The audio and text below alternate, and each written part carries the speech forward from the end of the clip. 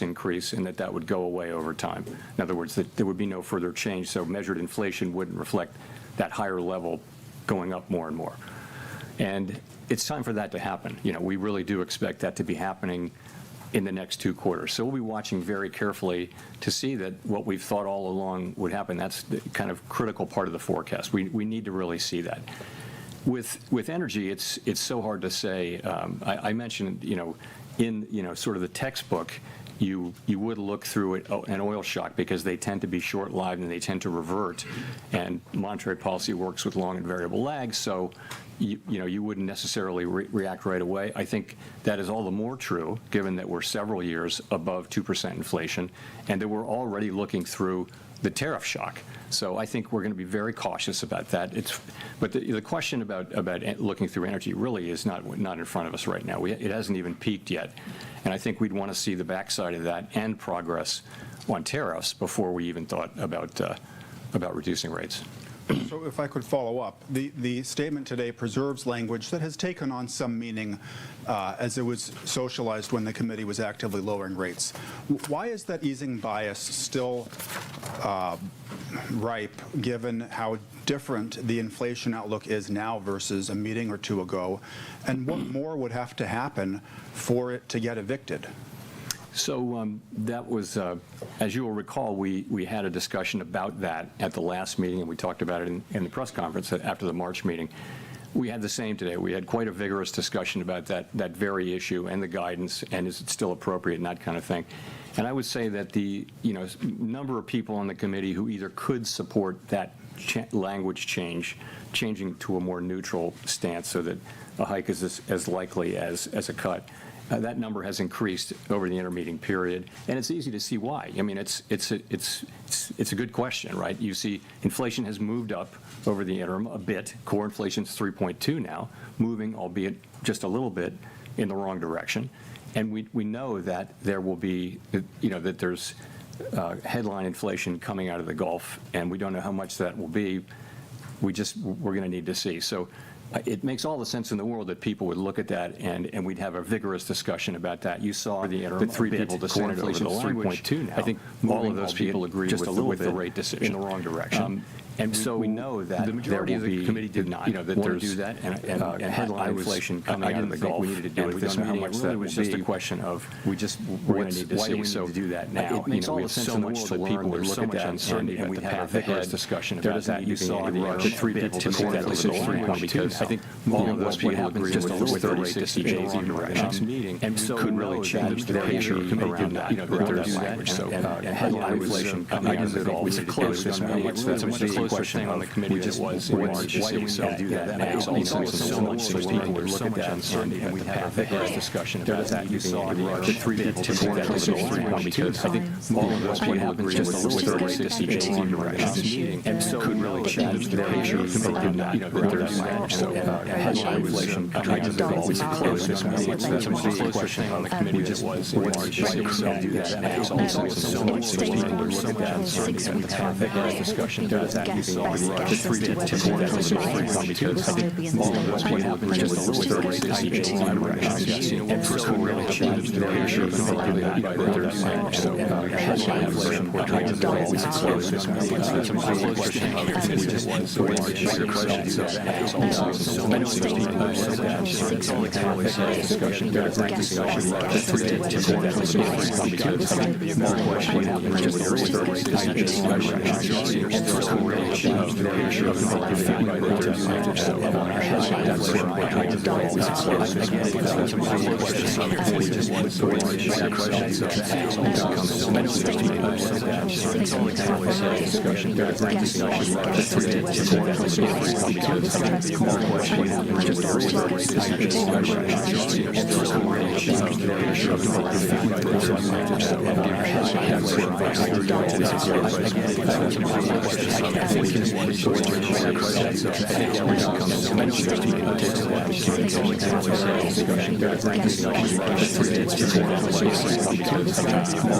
always be looking at new things, and if that happens, it feels like it's going to happen. That's a completely appropriate thing.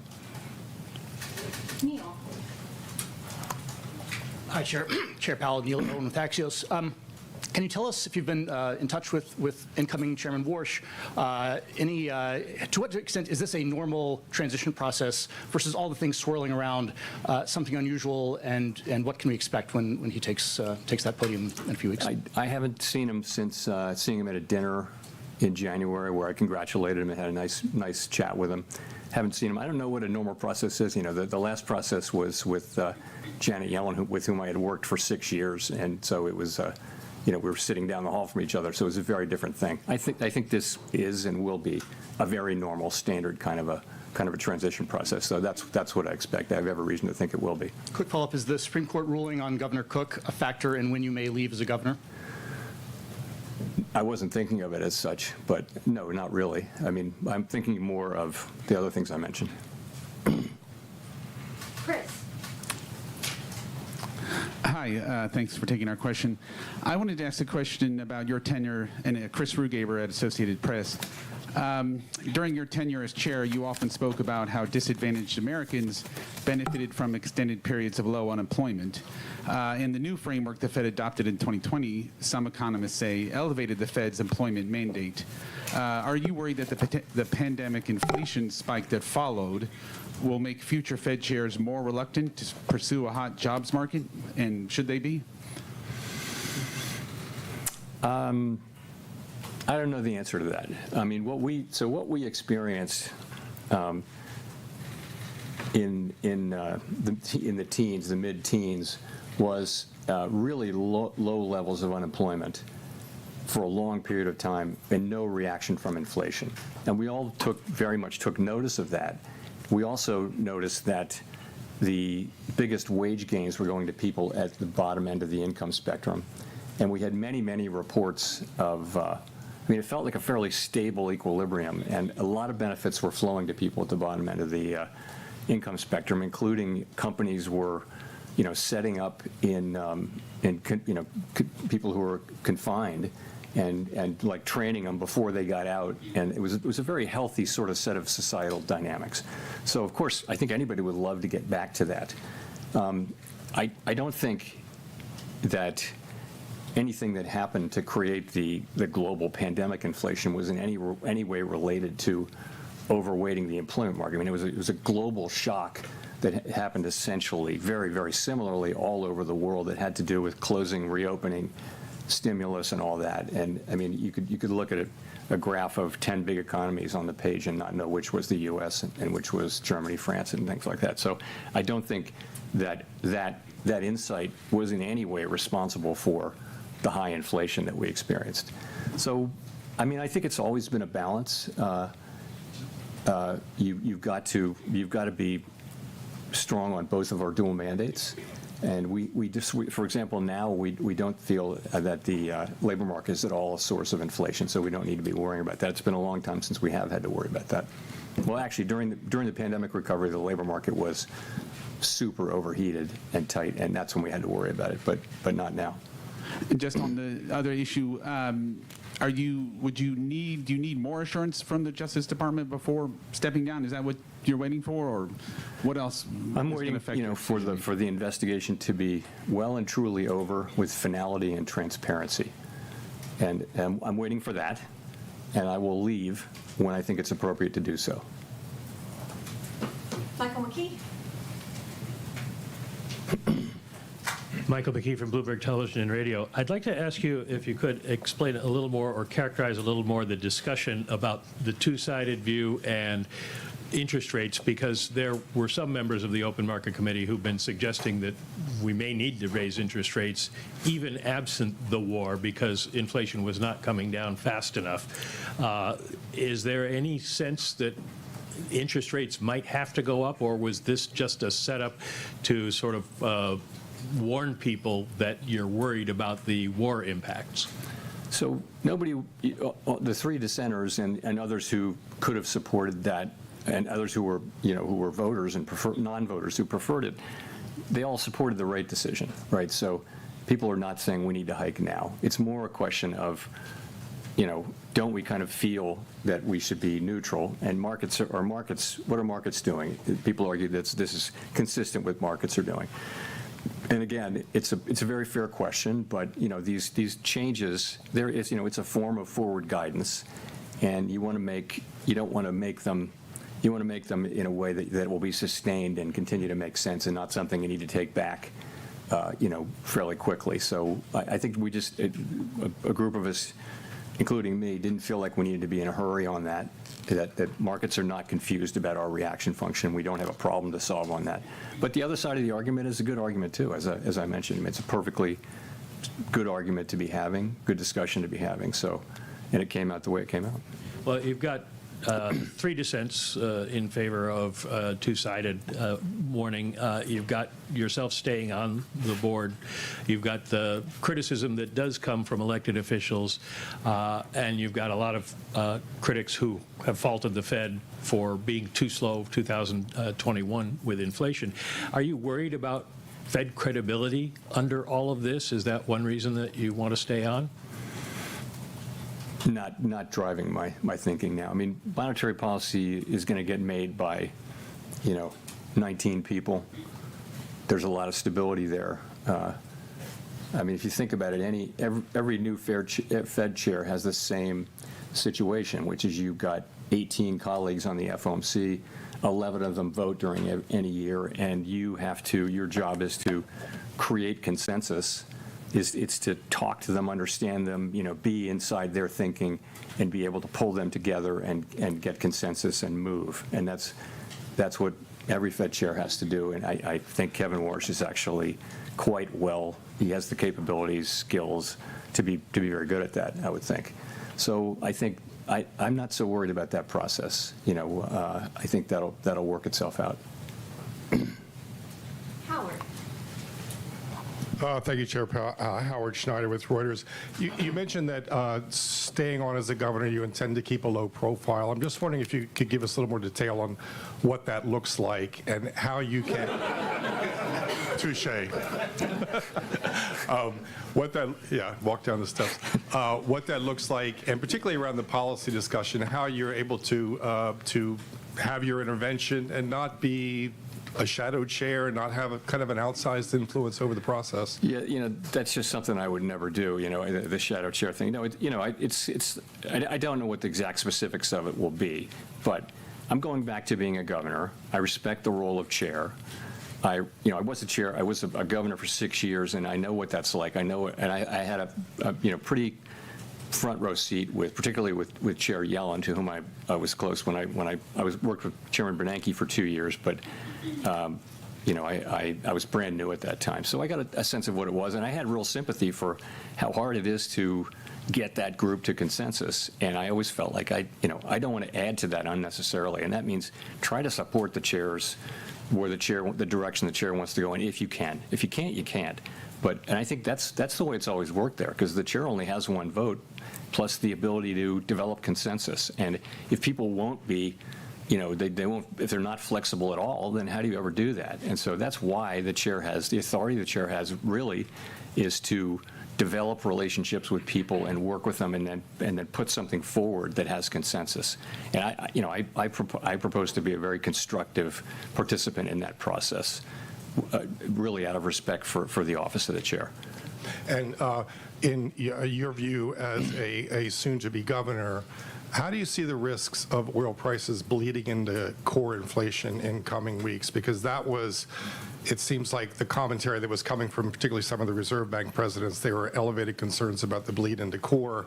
And, here we are with 3 dissents now. What do you see as the prospect of a core inflation? Those prospects are real. Remember, though, they're real, and the real thing is we're going to have to wait and see. We're going to need to see. And the good news is we think our policy stance is in a very good place for us to wait and see. We're right kind of at the high end of neutral or perhaps mildly restrictive. The labor market shows more and more signs of stability, whereas inflation is kind of misbehaving. And so maybe a little bit of restriction or the high end of neutral is just the right place to be. So we can wait here and see how things work out before we act. And we'll see how much how much does come through into core. You see it already in airfares, of course, but you may see it in many other places. we just don't know yet, and it's so unknowable because how long will the strait be closed? You can develop any number of scenarios that you want, but we really won't know till we know. So fortunately, we're in a good place to wait and let things develop.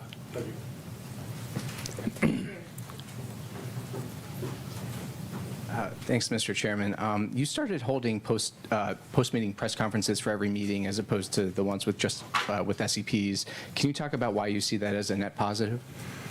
So we always said when we were doing quarterly press conferences, we always said we can move at any meeting, but we only ever moved at the quarterly SEP meetings where we had the press conference. So if you think about it, during the pandemic, we were moving like a lot at every meeting and sometimes between meetings, and doing that without a press conference, I think would have been quite challenging. It's become the industry norm. It's the standard. I don't know whether that has to remain that way. I don't know. I mean, it's just something people have become used to, and I do think it's quite helpful to, I try to deliver a message on behalf of the committee rather than 18 other people going out and delivering their message, and it's going to be all over the place because we do, thankfully, have widely disparate views. Okay, thanks. The other thing I wanted to ask about was the communications review from last year. Could you describe the debate last year, what changes were considered, what you wanted, and what prevented action, any action on those changes? So yeah, I'm not going to go into the real small specifics, but what we found very quickly was that making changes, making really large changes, for example, to the dot plot or the SEP, it didn't have, we couldn't come up with anything that had really broad support on the committee. And so we just moved on. We didn't really do as much on that as we might have. And I was never the world's biggest fan of the dot plot, but you can't beat something with nothing. And we've looked at a bunch of things, and it's something. Like I said, I think every new chair is going to look at our suite of communications, and think about what would be changes. We are the only major central bank that doesn't publish a forecast, and that's because we have a 19-person committee, and you try to do that at the board. That's hard. At the committee, that's hard. It's hard if you do it at the staff. So it works. I think our communications are fine, but looking at doing it in a different and better way is the most natural thing in the world.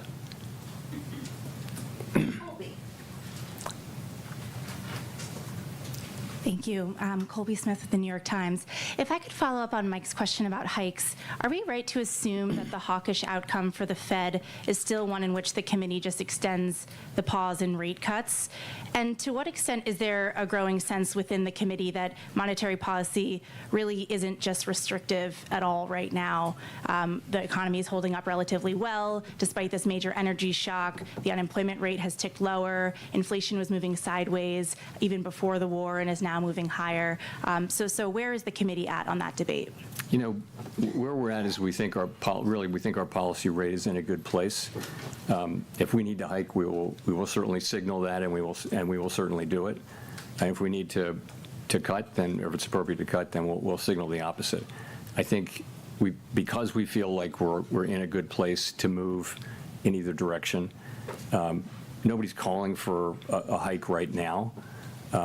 So it really is going to depend on how things evolve, and that's really where it is. As I mentioned, much closer question this cycle on changing the guidance, but ultimately we didn't. And as it relates to the war, at what point do you think the risk to growth will be larger than the risk to inflation as this conflict drags on? You just have to find that out empirically. Given our the fact that we're a big exporter of energy, and that our economy is far less energy intensive, oil intensive than it was during the 70s, the effects on the United States are really substantially less than those of Western Europe or Asia, who are feeling much greater effects from these things. The effects we're feeling in the current situation currently, and in sort of what's priced in, which is a relatively quick outcome. If this goes on for much longer and prices go much higher, then we'll feel that much more. And of course, I'm talking about aggregate inflation numbers. We know, we're very well aware that people are experiencing higher gas prices all over the country now, and that hurts. And those hikes may continue to happen. And other things are going to start to reflect airline fares I mentioned, and other products and services that are dependent upon petroleum and derivatives of petroleum. People are going to start to feel that. Edward. Thank you, Chair Powell. Edward Lawrence with Fox Business. So I guess I'll just ask you directly on this. The markets don't see a rate cut at all this year, is what they're predicting. Do you think that we are at the neutral rate? Why or why not? You know, the neutral rate is we cannot know it with certainty. I think pretty close to the neutral rate. Yeah, I always had it, you know, between 3% and 4%. We're a little north of 3.5%. So that's well in the range of what I would consider a reasonable, but at the higher end of the range of what I would consider reasonable neutral rate. You know, I think the labor market is still probably cooling off just a little bit, and I don't think there's much of a case for any case really for policy looking, you know, meaningfully restrictive, maybe mildly restrictive or neutral, I would say. And I want to follow up on some of the other questions about your future a little bit. The first time we've seen 4 dissents now since October of 1992. To enforce our legal, you know, it's not so much independence. It's really the ability to make monetary policy without political considerations. That's what we're talking about, and we've had to do that, and we've been successful so far. But that's not over. None of that is concluded yet, and it's really important. It's not about people who work at the Fed or the institution. It's about the benefits of a central bank that makes decisions based on analysis and our best thinking, rather than, you know, trying to help or hurt politicians. It's, you know, that there's a bright line between central banks who do one and do the other, and successful countries have uniformly, successful advanced economy countries have a really strong set of protections around their central bank just for that reason. So that's what it's all about. I think I am confident, as I said in my remarks, that the Fed will continue to make its decision based on analysis, rigorous analysis, and not on political considerations. But we've had to fight for it, and I'd like to think that, you know, I'd like to think we can get out of that era and go back to respecting, you know, what the law says and what custom has been, which is to, you know, let the Fed do our thing.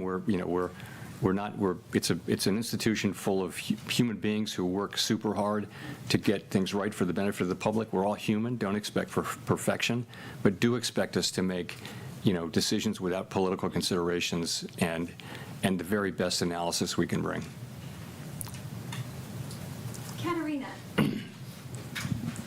Katerina Saraiva, Bloomberg News.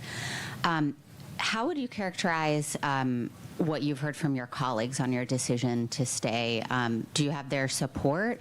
And then have you heard concern from your colleagues about continued legal attacks from the executive branch? Is this something that others have, talked to you about?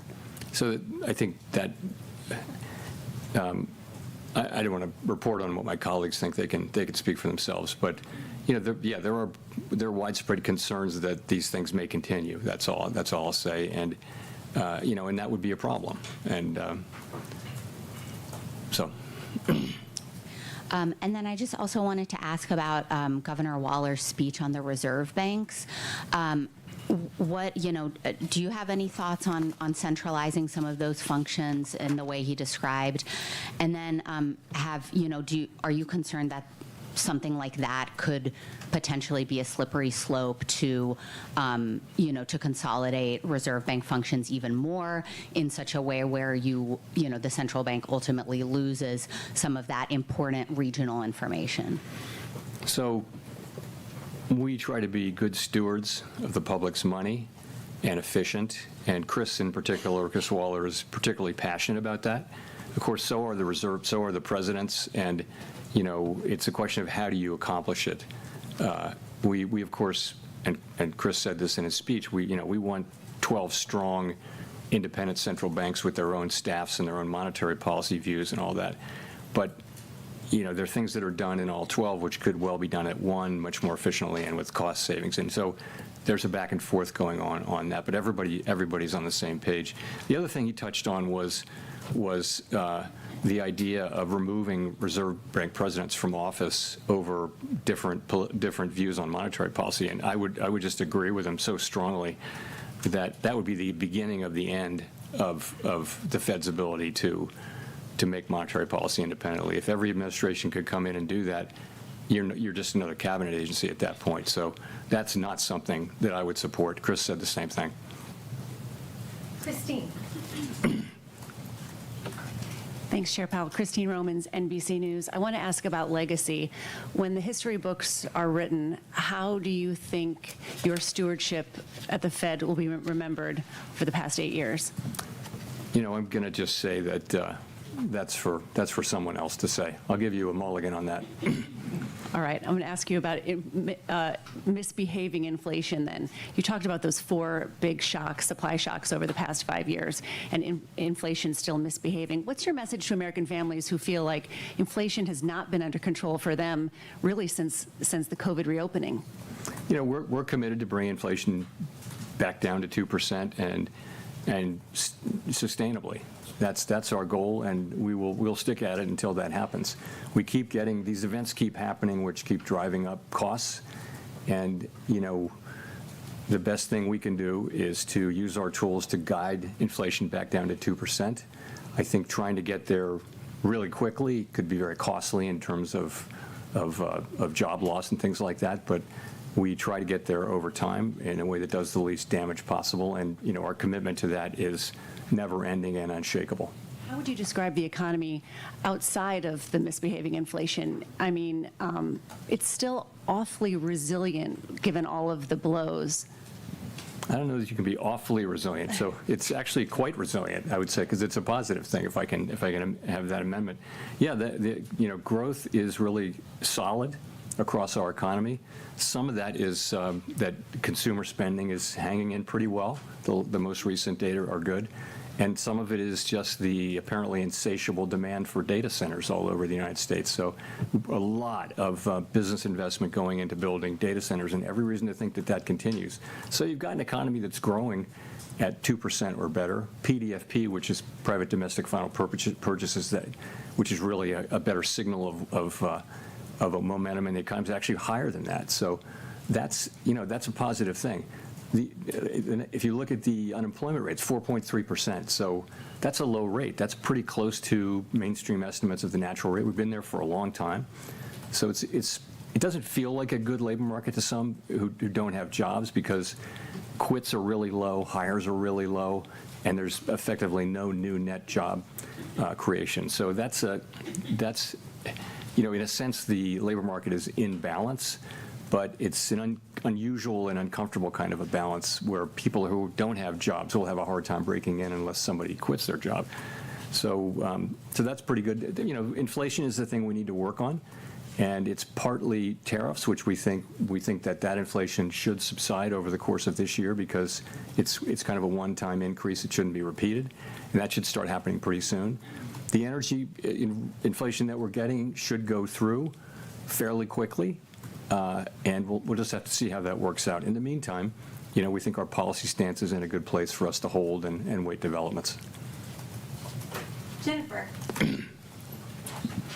Thank you, Chair Powell. Jennifer Schonberger with Yahoo Finance.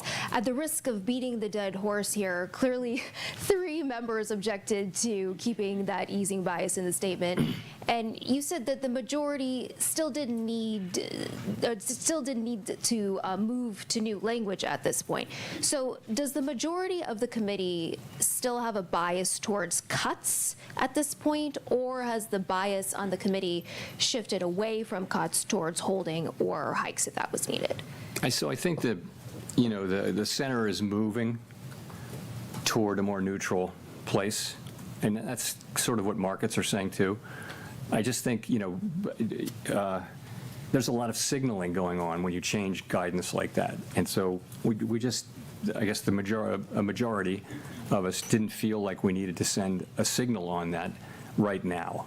But maybe it'll come to that. And the reason is because, we're kind of waiting to see what happens with events in the Middle East and what are the implications of those events for the U.S. economy. So there's a group who feels like we don't need to be in a hurry to do that. We get it. And of course, we will move to a hiking bias if we want to hike, and we'll move to a neutral bias before that. But there was a difference over whether to do it at this meeting, at a meeting at which all but one of us agreed that the rate decision was correct, which was not to move. And you just said moments ago that you believe Fed independence is at risk. Is it safe to say that you want to stay on as a governor to serve as a check and balance on that? I want to stay until I will stay until I feel it's appropriate for me to leave. And yes, that is really what is driving this. I'm not looking to be, a high-profile dissident or anything like that. I'm more looking at the other aspects of this and wanting to see that things have calmed down and we're returning to a traditional model of working with the people that you have and bringing them to consensus and respecting that consensus. That's what I'm hoping to see. Matt Egan. Thanks, Chair Powell. Matt Egan with CNN. You've made many tough decisions in your time at the Fed, and as your time as chair comes to a close and you think about your tenure and perhaps your legacy, are there any decisions that stand out as ones that you're particularly proud of? And are there any that, with the benefit of hindsight, you would take a mulligan on? Yeah, it's hard. I wouldn't want to single out individual things at this point. I'll just say, all of us together have consistently tried to do what we think is best for the American people based on our tools and our objectives that Congress has given us. It's been very challenging because we've been in a situation of supply shocks really for 6 years, and that's just a very different situation than for a very long time what the Fed and other central banks were doing all the time was demand management.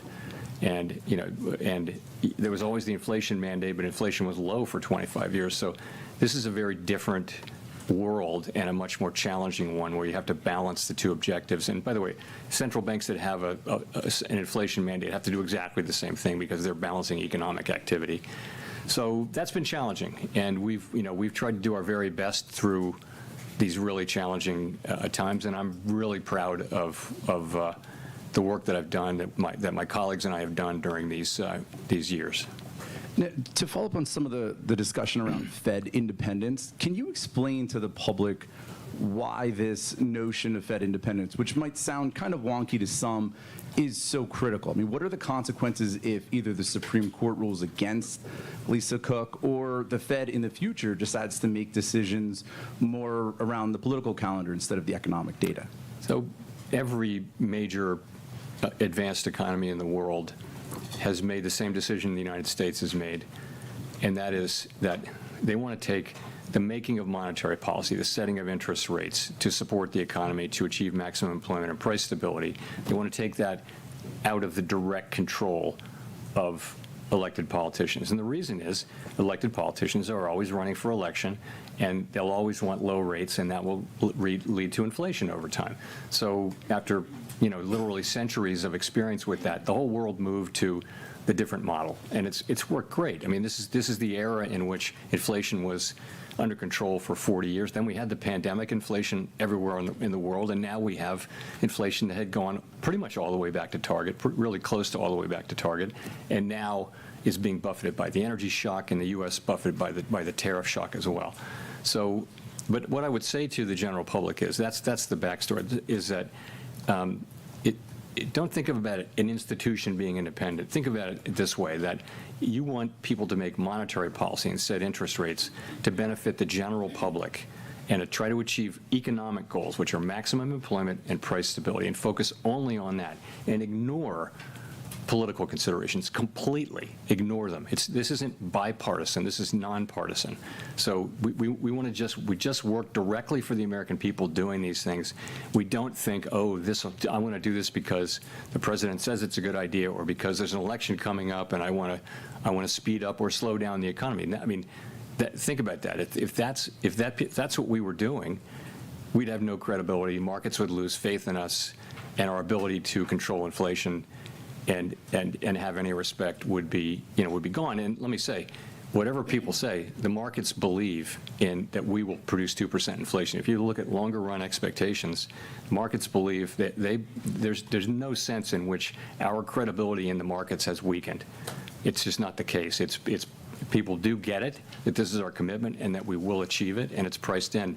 If you disagree with that, then you can go ahead and bet against the markets, but the markets are pricing in Fed credibility. Okay, we'll go to Richard for the last one. Thank you, Chair Powell. Richard Escobedo with CBS News. We've talked a lot about gasoline prices and even you mentioned airline ticket prices, both of which are up dramatically because of the war in Iran. And so I wonder, are you seeing that weigh down consumer spending in other parts of the economy? And if so, how worried are you that that will be a drag on growth? You don't see it in spending yet. You really don't. I mean, as one of your colleagues said, the economy has been resilient. It really has.